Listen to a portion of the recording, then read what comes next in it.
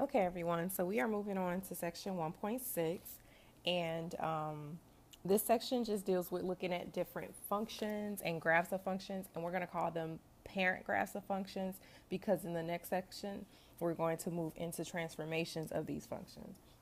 So the definition, a linear function is of the form f of x equals ax plus b. So again, this is similar to y equals mx plus b in our slope-intercept form, but now we're just moving into functions. Okay, so a is still representing the slope.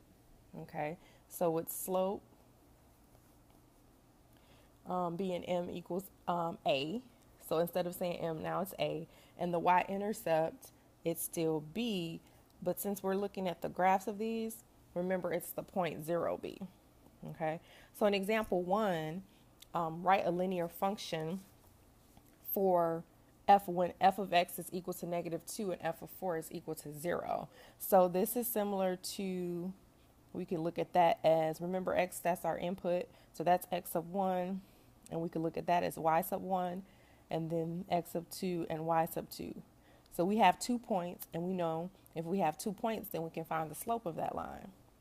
So slope, which we're calling a, if you want, if you're still familiar with, you want to write it first as m, that's fine.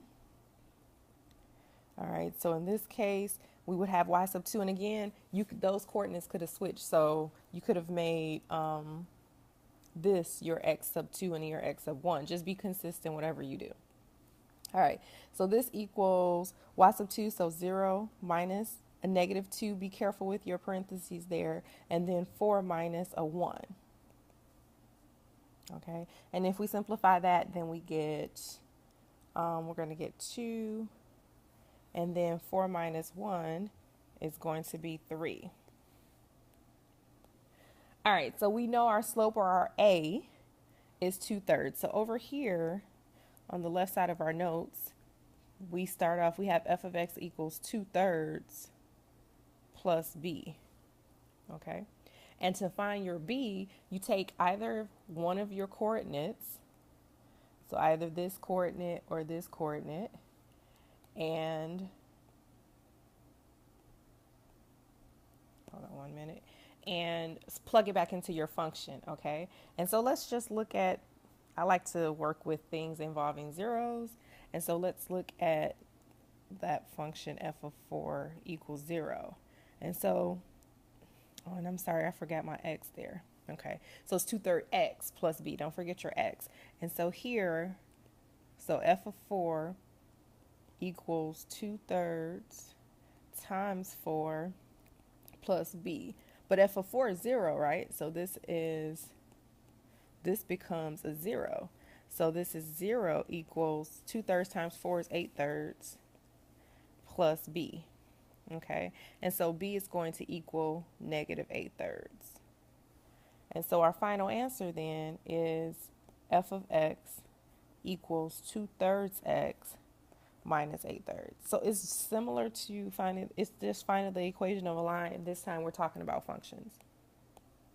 Okay, so now we're on page 2, and so there are special types of linear functions, and the first one is a constant function, and that's in the form f of x equals c, where c is any constant. Okay, so c is any constant. And so an example of that, I can give you all an example of that, is, for instance, f of x equals 2. Okay, so any horizontal line is that's a constant. Okay, so that's in the form f of x equals c. Okay, the second one is called the identity function, and this is f of x equals x. And on the next slide, we'll draw the graph because of this, how the spacing is on here, so we'll draw it on the next graph. All right, and okay, so let's move now to the squaring function. Okay, so the squaring function is f of x equals x squared. And again, these are our parent functions. And in the next section, you'll see the different transformations by remembering these parent functions. So it's important that you understand these parent functions and their features. Okay, so we already know the shape that x squared takes, right? It takes on a parabola, so that's U-shaped. And the domain, okay, and you can think about it. In fact, you should pause the video and try to fill this in yourself and then come back and check. Okay. All right. So the domain of the function is the set of all real numbers. Right. And then the range. So remember, domain is your x values, vertical. Ranges are your y values, horizontal. So the range of the function is the set of all non-negative real numbers. Okay. And this function, as we already know, and on this previous test you took, you had to show whether a function was even or odd. So this function is even and it's symmetric, which means it's symmetric to the y-axis. It has an intercept at 0, 0. It's decreasing from negative infinity to 0 and increasing from 0 to infinity. And again, it's symmetric to the y-axis. And it has a relative minimum at the origin. Okay, so we can look at the graph that's the graph of x squared, that's our parabola. For the identity function, f of x equals x, it's called the identity because whatever you input, the output is the same, right? So if you input 0, you get out 0. If you input 1, you get out 1. Right, so if you input 1, you get out 1. Oh, why is this not working right? Hold on. I don't know why this graph isn't working right. Now it is. Okay, let's see if we can try that again. So if we input 0, we get out 0.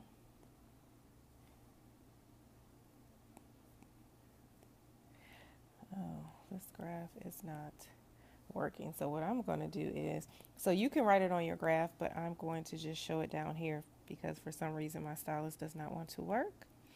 So here we input 0, we get out 0. We input 1, we get out 1. We input -1, we get out what? -1, very good.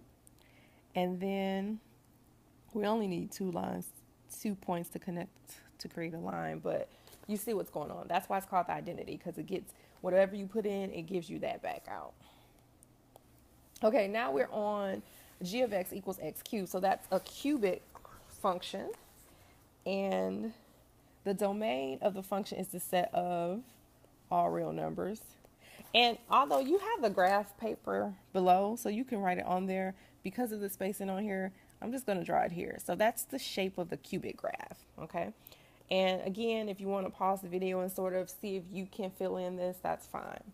So the range of the function is the set of all real numbers, right? And then the function is odd, right? And the graph has an intercept, again, similar to the parabola at the origin. And the graph is increasing everywhere. So from negative infinity to infinity.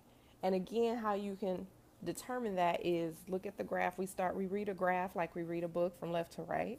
And so if you imagine putting a car on that path, this car is continuously going up, right? So it's increasing.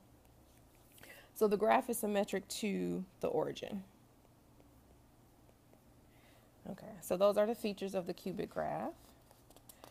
And I just put this on here again. So again, you can try to make it more symmetric, but that's the general shape of the cubic function.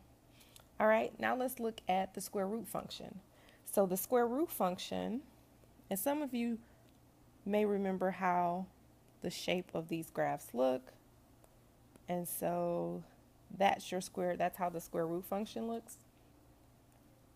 The domain then, looking at this, the domain goes from 0 to infinity, or the set of all non-negative. Okay, because 0 is neither positive nor negative, so we say non-negative when we include 0. The range of the function is also the set of all non-negative real numbers. All right, and the interval notation to that is also the same as the domain. The graph has an intercept again at the origin, 0, 0. The graph is increasing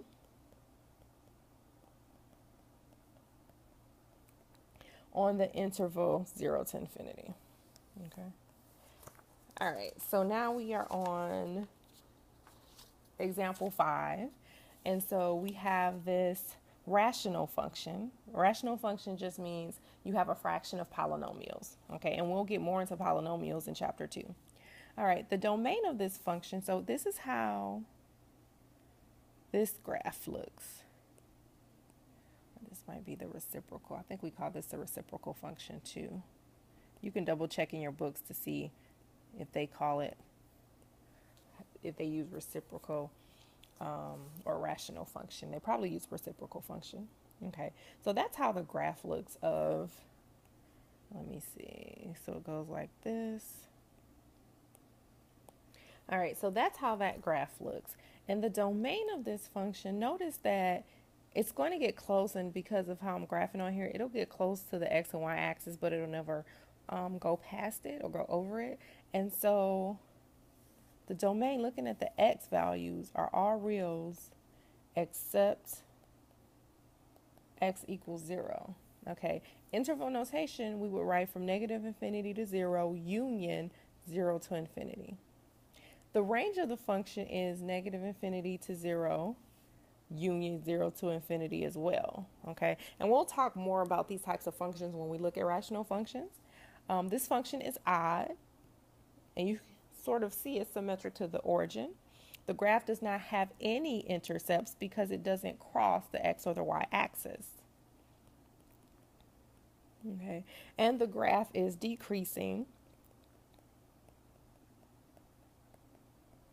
Where is it decreasing at? Right, from negative infinity to 0, and actually from 0 to infinity. Okay, and it's symmetric to the origin. Okay, and we did that. The piecewise function. I don't know if I'll have chance, because I don't want the video to go over 15 minutes. So I don't know if I'll have a chance to do it on this video. So I'm gonna stop this video here and then come back and do this last problem with you all.